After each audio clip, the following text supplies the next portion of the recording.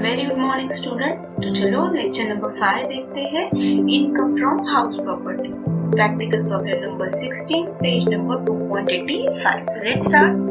Mr. Mohan owned house property which has a 3 independent units. Details of the property. Municipal value दी है हर एक की, fair, standard, municipal tax paid, repair, ground rent. अब उन्होंने 3 unit दिए हैं।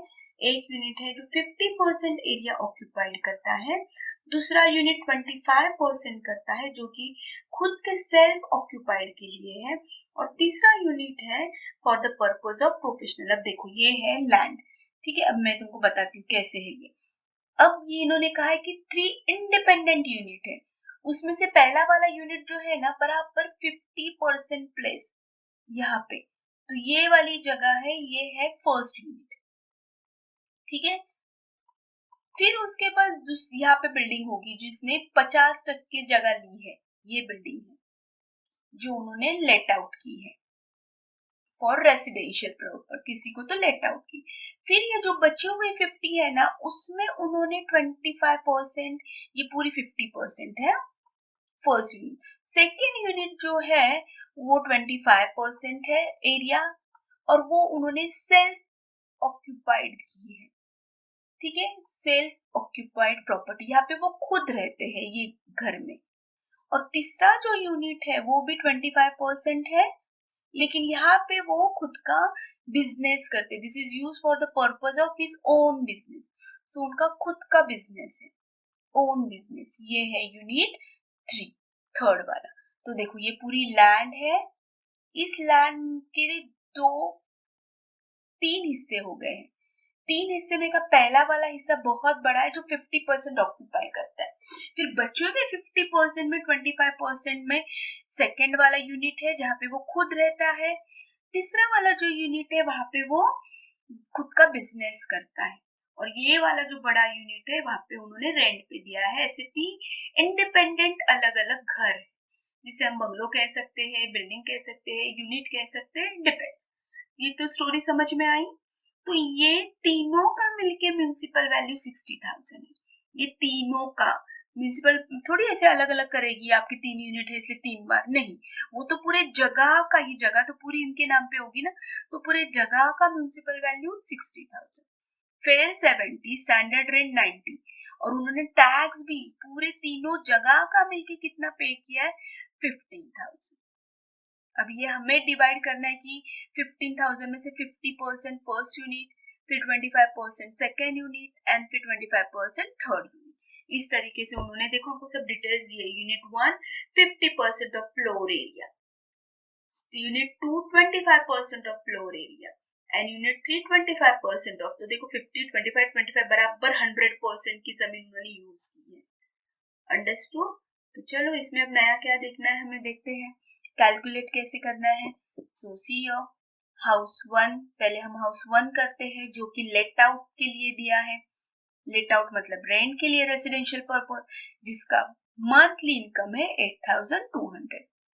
It remain vacant for 1 month and has not been used for any other use, ठीक है। एक महीना ये वैकेंट भी था। तो चलो निकालते हैं, ये पहले हम यूनिट 1 निकालते हैं। 50% ऑफ फ्लोर एरिया, तो अभी जो भी हम कैलकुलेट करेंगे इसमें का सब 50% अमाउंट लेंगे, तो म्यूनिसिपल वैल्यू 60 का 50% 30,000, फेयर रेंट 70 का 35,000, so whichever is high 35,000, standard rent 90 है उसका 50% 45,000, so whichever is less so 35,000। Actual rent उन्होंने कितना दिया है 8,200 इनटू 12 मंथ्स, तो वो आएगा हमारा 98,400। अब इनमें से हाई तो 98,400, लेकिन उसमें से एक महीना तो वैकेंट था ना, तो एक महीने की 8,200 माइनस करो, तो ग्रॉस एनुअल वैल्यू आती है हमारे पहले यूनिट की 90,200। आया समझ में? ये हो गया 50% फ्लोर। क्यों लिया हमने सबका 50? क्योंकि उसने जमीन का पूरा 50% यूज किया था, ऑक्यूपाई किया था। चलो now will see the gross. अब इसका निकालते हैं हम लोग कैसे। तो ग्रॉस एनुअल वैल्यू कितनी मिली अभी हमें, अब उसमें से म्यूनिसिपल टैक्स कितना भरा 15,000, तो ये 50% वाला है ना, तो इसका भी 50, 7,500। तो नेट एनुअल वैल्यू मिली 82,700। स्टैंडर्ड डिडक्शन इसका 30%, तो इसका 30% आएगा 24,810। इंटरेस्ट ऑन लोन, अब इंटरेस्ट ऑन लोन उन्होंने देखो यहाँ पे क्या बोला है, लास्ट लाइन दी है, interest on capital borrowed for renewal of the property 63,000। तो डायरेक्टली उन्होंने लोन कितना लिया, कब लिया, कितने percentage, nothing is given. Directly बोला है इंटरेस्ट ऑन कैपिटल जो भी उन्होंने पे किया है रिन्यूअल के लिए वो 63,000। तो आपको सब ये भी फिर हमको किस में डिवाइड करना है, 50%, 25% एंड 25%। जो सबको रूल यहाँ पे वो ही इधर, तो 50% कितना आता है यहाँ पे इंटरेस्ट 31। तो इन दोनों की टोटल, अब ये इसमें से माइनस करो तो हमें मिलेगा पहले घर का इनकम 26,390। डन, क्लियर है। चलो नाउ नेक्स्ट यूनिट के बारे में उन्होंने कहा, क्या कहा है कि दूसरा जो यूनिट है वो सेल्फ ऑक्यूपाइड है। तो मैंने स्टार्टिंग में ही कहा है, देखो फर्स्ट टाइम आया है सेल्फ ऑक्यूपाइड। अगर वो घर सेल्फ ऑक्यूपाइड है तो हमें ये कुछ कैलकुलेशन करने की जरूरत ही नहीं है, directly we have to put nil, तो GAV हमारा आएगा नील, ठीक है, because this is a owned house, residence purpose, खुद यूज कर रहे, तो इसे हम कहते हैं सेल्फ ऑक्यूपाइड प्रॉपर्टी। और जब भी सेल्फ ऑक्यूपाइड प्रॉपर्टी होगी उसका GAV आता है हमेशा नील। अंडरस्टूड। सो म्यूनिसिपल टैक्स भी नहीं, सो ये भी नील, तो डिडक्शन भी नील, क्योंकि इस पे नील पे 30% क्या निकालेंगे, तो ये भी नील। हाँ, लेकिन इंटरेस्ट ऑन लोन का फायदा हम ले सकते हैं। तो 63,000 इंटरेस्ट था, तो उसमें से 50% तो हमने ऊपर वाले प्रॉपर्टी को दिया, देखो यहाँ पे 31,500, तो इसका हिस्सा कितना था 25, ये हम चार्ज कर सकते हैं।